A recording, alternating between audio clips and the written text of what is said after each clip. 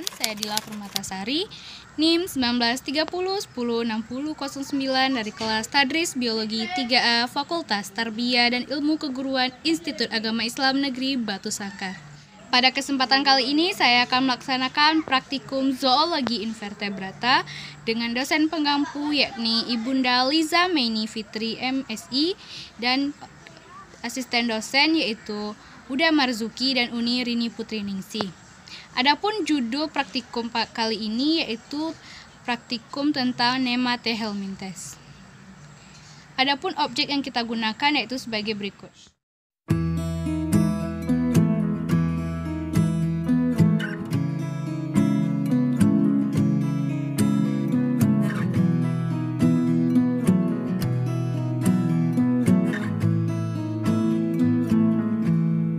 Loving can hurt. Yang pertama yaitu Ascaris lumbricoides. Ascaris lumbricoides atau lebih dikenal dengan cacing gelang merupakan cacing yang bersifat kosmopolit dan biasa terdapat pada saluran pencernaan, terutama pada saluran pencernaan anak-anak dengan rentang usia 5 sampai dengan 10 tahun. Biasanya cacing ini merupakan penyebab penyakit diare atau disebut dengan kecacingan.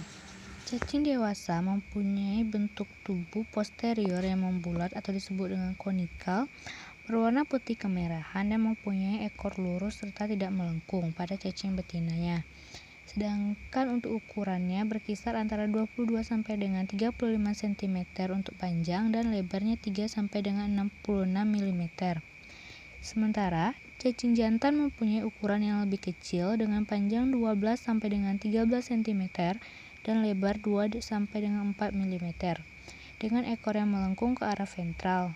Kepalanya mempunyai 3 bibir pada ujung anterior dan 3 gigi kecil pada pinggirnya. Bibirnya dapat ditutup atau dipanjangkan untuk memasukkan makanan.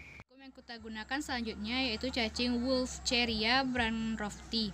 Merupakan cacing dari kelas Spirurida. Merupakan cacing dari ordo Spirurida dengan bersifat parasit pada tubuh manusia, yaitu merupakan salah satu cacing penyebab kaki gajah yang diakibatkan oleh nyamuk.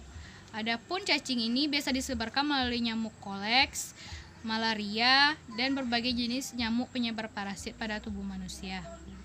Wolfscheria brandrofti ini berwarna putih kekuningan dengan bentuk seperti benang. Terdiri dari cacing jantan dan juga cacing betina dan bersifat kosmopolit. Adapun cara hidup dari cacing ini yaitu mikrofilaria masuk ke dalam saluran limfa dan menjadi dewasa. Cacing jantan dan betina melakukan kopulasi untuk selanjutnya mengeluarkan larva mikrofilaria dan kemudian hidup di pembuluh darah dan pembuluh limfa. Selanjutnya berkembang menjadi larva dan siap untuk ditularkan kepada inangnya. Adapun ciri-ciri lain dari mikrofilaria ini yaitu lapisan kutikulanya sangat halus dengan ukuran cacing betina sekitar lebih kurang 80 mm dengan lebar 0,24 mm dan ukuran cacing jantannya berkisar 40 mm dengan lebar 0,1 mm. Ujung posterior cacing betinanya tumpul sedangkan ujung posterior cacing jantannya meruncing melengkung ke arah ventral dengan 2 buah spikula. Selanjutnya yaitu cacing Strengyloides tertocoralis. Merupakan juga jenis dari filum nematoda dan bersifat sebagai parasit pada tubuh manusia. Cacing ini biasa ditemukan pada usus dan juga bersifat kosmopolit. Keunikan dari cacing ini yaitu hanya perlu pembuahan 1 kali pada betinanya. Selanjutnya, cacing tersebut dapat bertelur terus dengan telur yang cukup banyak. Strongyloides tercoralis adalah cacing nematoda usus yang dapat menyebabkan penyakit strongyloidiasis yang disebut juga sebagai cacing benang dengan sifat parthenogenesis.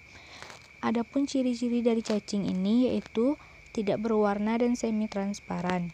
Kutikulanya halus dan stirae yang lurus, dengan uterus yang mengandung 1 rangkaian telur yang sudah bersegmen, serta cavum buccalis yang pendek dengan esofagus yang panjang.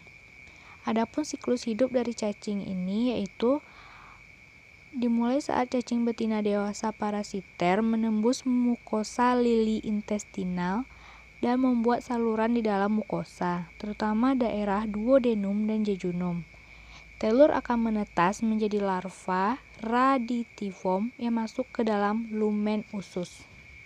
Ancylostoma duodenale merupakan cacing dari filum Nematoda atau disebut juga dengan cacing tambang, yaitu cacing dari filum Nematoda ini umumnya bersifat parasit, yaitu banyak ditemukan pada usus manusia. Pada cacing Ancylostoma duodenale ini merupakan cacing tambang yang memiliki media hidup pada tanah, namun bisa menyerang bagian tubuh manusia, terutama masuk ke dalam usus. Di alam bebas, cacing ini dapat hidup mencapai 18 tahun, tetapi jika di dalam usus manusia, umur dari cacing ini yaitu berkisar antara 1 sampai dengan 3 minggu. Adapun bagian tubuh dari cacing Ancylostoma duodenale ini yaitu terdiri dari 3 siklus hidup. Yang pertama dimulai dari telur, larva, kemudian berkembang menjadi cacing dewasa. Cacing dewasa inilah yang berkembang di dalam usus atau tubuh makhluk hidup. Pada fase telur memiliki ciri-ciri sebagai berikut, yaitu berbentuk lonjong dengan ukuran 60 sampai dengan 75 mikron dengan dinding telur tipis berlapis hialin dan tidak berwarna. Untuk telur ini berisi morula, blastula, ovum, dan nanti akan membentuk larva. Fase selanjutnya yaitu larva. Terdapat 2 jenis larva, yaitu rhabditiform dan filariform. Dan setelah dari fase larva akan berkembang menjadi cacing dewasa yang kemudian akan membentuk telur lagi. Cacing Ancylostoma duodenale ini juga terdiri dari jantan dan betina. Adapun ukuran betinanya yaitu lebih besar daripada ukuran cacing jantannya dan dapat bertelur 25.000 hingga 30.000 telur dalam sekali bertelur. Selanjutnya yaitu pada cacing Ancylostoma duodenale ini yaitu adanya 2 gigi utama pada cacing ini, diantaranya yaitu spicula yang berfungsi sebagai alat hisap pada cacing. Chinella spiralis memiliki bentuk tubuh halus seperti rambut dan pada ujung betina memiliki 1 papela dengan bentuk tumpul dan membulat.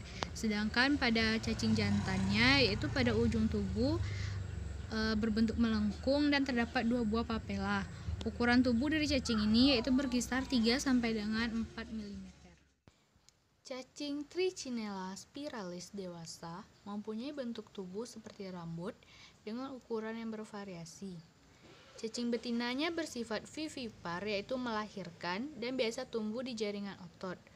Pada awal minggu keempat, larva cacing ini telah tumbuh menjadi kista otot dan berkembang menjadi cacing dewasa. Cacing Enterobius vermicularis.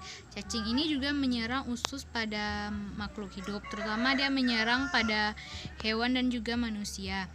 Cacing ini berukuran sangat kecil, penyebab penyakit oksiriasis.